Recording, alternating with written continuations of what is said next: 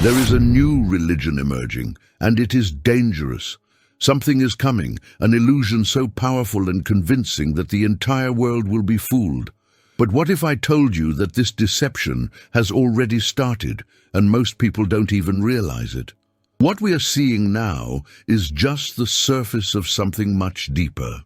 As we explore this issue, it will become clear how this manipulation has already penetrated our society and why so few people can see through it. It won't look evil, nor will it feel wrong. Could this be the reason why even faithful believers end up being deluded? According to the book of Revelation, this will be the last false religion, the one that will unite the world against God. If this prophecy is real, who is behind it and why now? What if this religion is already being shaped right now? How can you rise to power without anyone noticing? Stay with me, because the revelations you are about to hear will completely transform your view of reality. In the end, you will see exactly how this deception is unfolding right before us. The Bible not only predicts that there will be a final wicked global religion, but it describes this reality in stunning detail. The book of Revelation speaks of a prophecy that mentions the emergence of a dominant religion in the last days. But how will this belief reach the top, and who will be responsible for promoting it? To understand these answers, it is necessary to analyze every detail of this prophecy until the end. This religion is referred to as the religion of Babylon and appears mentioned in Revelation. But was Babylon just an ancient city, or does it represent something much darker? The Apostle John, author of Revelation, wrote this book in a different way from his Gospels and letters. This is because this text was revealed to him in a unique way.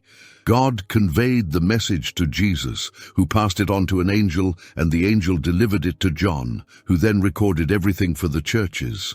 Imagine being alone, exiled on an island, and suddenly the sky opens, a booming voice calls your name, and stunning visions appear before your eyes. Images of dragons, beasts, angels, and a final battle between good and evil. This is exactly what John experienced. But he was not just any follower, he was Jesus' closest disciple, the one whom Christ loved, and the only one who remained at the cross until the last moment. He witnessed the miracles, the crucifixion, the resurrection, and the birth of the church. Now, decades later, John was an elderly man, exiled to the island of Patmos as a prisoner of the Roman Empire, and it was at that moment that God revealed to him the most impactful of messages.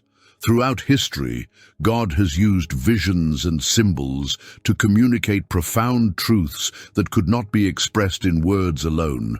Jose had dreams about his future. Daniel received visions about empires and kingdoms. When God speaks through images, he does more than simply tell a story. It shows. The emotions, the settings, the drama, everything leaves a lasting mark. The Apocalypse is the greatest prophetic representation ever recorded. This book is unlike any other in the New Testament. While the other scriptures were letters addressed to the churches, Revelation was a supernatural account coming directly from God. But there is something even more surprising.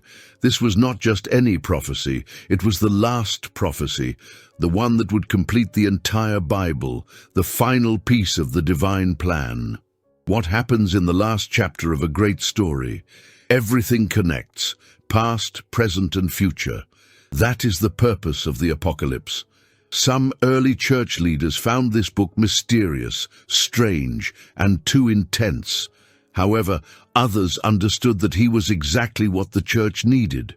Christ did not give this revelation to John to scare people, but to prepare them. In Revelation, an angel leads John to witness the judgment of an evil figure. The text describes a mysterious and corrupted woman whose fate is inevitable. This entity is known as Babylon, but does this figure represent just an ancient nation or something much more comprehensive and dangerous? Babylon existed long before the coming of Christ, and in many ways tried to imitate the arrival of the true Messiah. But why does the Bible continue to warn about it if it would have already been destroyed? This deception is not new. It has appeared, disappeared, and resurfaced several times throughout history, always reinventing itself. And now he is about to take his last and definitive step. Babylon never completely ceased to exist. It just changed shape over the centuries. And these days, signs indicate that she is about to realize her final plan. In the past, under the reign of Nebuchadnezzar, Babylon became the greatest empire in the world, a center of wealth, power, and idolatry. It was the empire that conquered Jerusalem and took the Israelites prisoner. But biblical prophecy said that Babylon would fall, and indeed it fell. The Persian Empire, led by King Cyrus, conquered Babylon in 539 BC. That should have been the end of the story, right? But centuries later, in Revelation, Babylon reappears, and this time with a much more sinister purpose. This new version of Babylon is not just a physical empire, but a global system of corruption and deceit. What if I told you that this illusion is coming true much faster than anyone expected? This entity, called Mystery Babylon, is described as a city of wealth, deceit, and moral depravity, dominating nations and peoples. Current events show that this prophecy is not only being fulfilled, but advancing at an alarming rate. The question we must ask is not if this will happen, but when. Are we seeing signs of this Mystery Babylon in the world today? Just look around. Global leaders advocating a single government. Yes. A digital economy without physical cash gaining momentum. Yes. The unbridled growth of immorality. Yes. The advancement of a fully digital financial system means that control over people will be absolute. And what happens when that control hits you? Everything is lining up exactly as the Bible predicted. But here's the scariest detail. Most people won't realize what's happening until it's too late. Babylon, mentioned in the Bible hundreds of times, symbolizes not just an ancient empire, but a global system that diverts people from the true faith and leads them into error. At first, it will seem harmless, even positive, but that's how grand illusions always work. In the Bible, Babylon is often associated with a corrupt entity that lures people away from God, encouraging immorality and spiritual falsehood. Revelation describes her as a woman sitting on a scarlet beast, clothed in purple and adorned with gold, holding a cup full of abominations. Its name, Mystery Babylon the Great, the mother of whoredoms and abominations of the earth. The text further reveals that she is drunk with the blood of saints and martyrs. The beast on which this woman sits symbolizes the Antichrist and his rule. This same being was described in chapter 13 of the Apocalypse, with 7 heads and 10 horns, representing the authority he will exercise over the world. The system this entity represents is seductive, powerful, and seemingly irresistible. But when people finally realize the truth, it will be too late. The moment you understand what is really happening, you will never see the world the same way. The first of the beings described is a terrifying creature with 7 heads and 10 horns, and receives its authority and power directly from a dragon. One of its leaders suffers a mortal wound, but surprisingly recovers. However, what few know is that the Bible accurately reveals what his plan is and how he will deceive billions of people. This entity utters blasphemies against God and turns ferociously against those who follow him, spread throughout the earth. Not only does it rule the world, but it also receives worship from its inhabitants. This first being symbolically represents the Antichrist, while the dragon is a figure of Satan. Babylon the Great, called the mother of whoredoms, refers not only to the ancient physical city, but rather to its spiritual form, which is the origin of all idolatry and religious infidelity. This corruption is not restricted to a single segment of a religious organization, but spreads widely. Now, what if I told you that what people look for most is actually a trap? Would it be possible that a city mentioned in the Bible still exerts influence on the world today?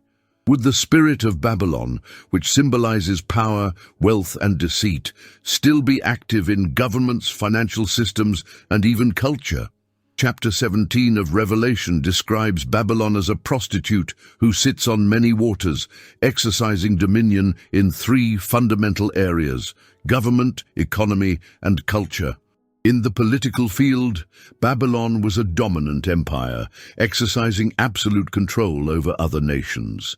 Today, we see similar patterns, with governments around the world forming strategic alliances, concentrating power and imposing policies that restrict individual freedoms. In the economic sphere, chapter 18 of Revelation portrays Babylon as a financial colossus, regulating global trade and finance. Here is where the situation becomes even more alarming.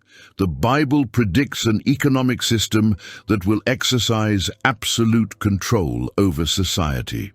What we are currently witnessing is the structure of this system being erected. Most people do not question these advances.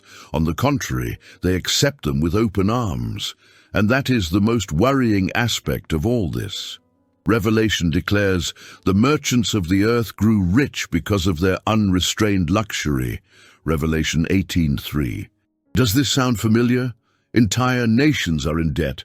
The rich continue to accumulate more wealth, and everything we consume, from food to housing, is linked to a global trading system. But the real danger is not just in wealth, but in the dominance that this financial structure exercises. Digital currencies, centralized banks, and a cashless society are paving the way for the emergence of what is known as the mark of the beast. And all of this is happening faster than many imagine. Soon, this transformation will be irreversible. The big question is not whether this system will take over the world, but when it will happen. Will we be prepared for this moment? Now the implications become even more personal. Babylon's most powerful instrument is not politics or money, it is culture. We have already discussed influence on government and the economy, but now we must reflect on the most subtle and, at the same time, most effective aspect of this seduction: culture. This trap is built in an attractive, beautiful, and seductive way, but inside it is full of corruption. Today, this influence can be seen everywhere: in entertainment, on social media, in Hollywood. The world has been taken over by the incessant desire for pleasure, greed, and ego worship. However, don't be fooled. What appears to be glamorous in reality is leading millions of people away from God. The great prostitute mentioned in Revelation actually represents Satan's own movement, structured as a global religion. The world is already prepared to be seduced by this entity, as it has embraced the idea that it doesn't matter what you believe as long as you have faith in something. But this deceptive logic comes at a terrible price. The prophecy mentions that this entity is drunk with the blood of the saints and martyrs of Jesus. Throughout history, who has persecuted true believers, and who still continues to do this today? If you think this illusion will be harmless, re-evaluate. History clearly shows us what happens when Babylon grows stronger, and we will soon see this happen again. The woman portrayed in Revelation not only persecutes the faithful, but finds satisfaction in it. In the same way that a drunk takes pleasure in drunkenness, this entity enjoys the destruction of those who belong to God. We need to remember that some of the most terrible atrocities committed against true Christians were done in the name of the institutionalized church itself. Between the years 1555 and 1558, during the rule of Queen Mary, I of England, known as Mary the Bloodthirsty, approximately 288 Christians were brutally executed, burned alive for defending the truth of the gospel. This type of persecution, inspired by the same evil force, has not yet ended. The Antichrist, represented by the power of the beast, is identified as the eighth king, embodying characteristics of all previous empires. He belongs to the group of 7, but his destiny is already sealed: destruction. Revelation says, The 10 horns which you saw are 10 kings, who have not yet received a kingdom, but they will receive authority for 1 hour along with the beast. Revelation 17:12. These 10 leaders act in complete harmony, surrendering their power and influence to the Antichrist. They will wage war against the Lamb, but they will be defeated, for Christ is Lord of lords and King of kings. The 10 horns represent a group of 10 nations that will form an alliance. Who are these kings? Have they already started to emerge? Regardless of their specific identities, their intentions are clear. The impact of the great whore's influence will be felt globally, as her connection to the beast means that this false religion will be embraced by the entire world. The alliance between the prostitute and the Antichrist will only last until he no longer needs her. The very system that supported her will end up turning against her. Revelation says, "The 10 horns and the beast will hate the prostitute, leave her desolate and naked, and devour her flesh and burn her with fire." Revelation 17:16. What will trigger this brutal turnaround? And why will it happen so suddenly? In the end, the Antichrist will not tolerate any form of worship that is not directed toward himself.